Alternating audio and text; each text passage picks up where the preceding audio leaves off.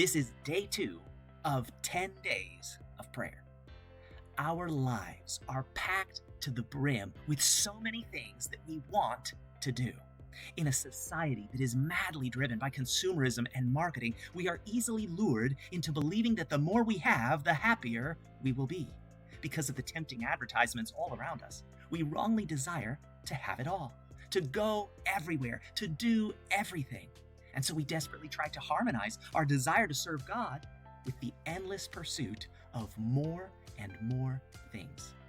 This leads to a whirlwind of activities. We live busy lives. In a restless hurry, we fool ourselves into believing that we can follow God without letting go of everything else that vies for our attention. You see, this morning I want to tell you the truth is, we cannot have it all in this life. We cannot embrace both the world and its luring pleasures and the blessings of God. To think so is a fatal mistake. This mentality of consumerism infects our thinking and inflicts disastrous effects on our spiritual lives. We cannot have God on top of everything else, like icing on the cake, until we purposefully make room for Him in the crowdedness of our hectic lives. We must first be willing to live with less in order to experience the blessings of things that matter more. We must let go of the things that distract us from God's presence. When we try to juggle jam-packed schedules at ever-increasing speeds as our to-do lists grow longer and longer, we quickly find ourselves exhausted physically and deeply depleted spiritually. But Jesus said, "Seek ye first the kingdom of God and His righteousness, and then all these other things will be added to you."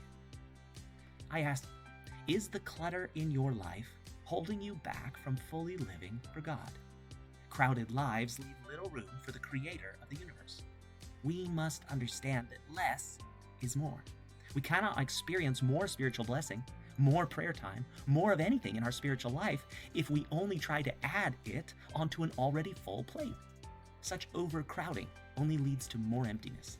Instead, we must make an intentional decision to live purposefully with less so that we can enjoy more of what matters to God.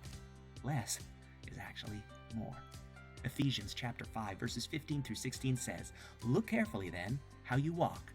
Don't walk as the fools, not as the unwise, but walk as the wise, making the best use of the time." The New King James Version says, "redeeming the time, because the days are evil." Today, ask God to speak to you about your use of your time. Someone said to me once, "I don't have time for all the important things in life. I just don't have time for it. I only have time for the most important things." Ask God to show you what those most important things are. And may God bless you to see that your time spent with Him pays rich rewards.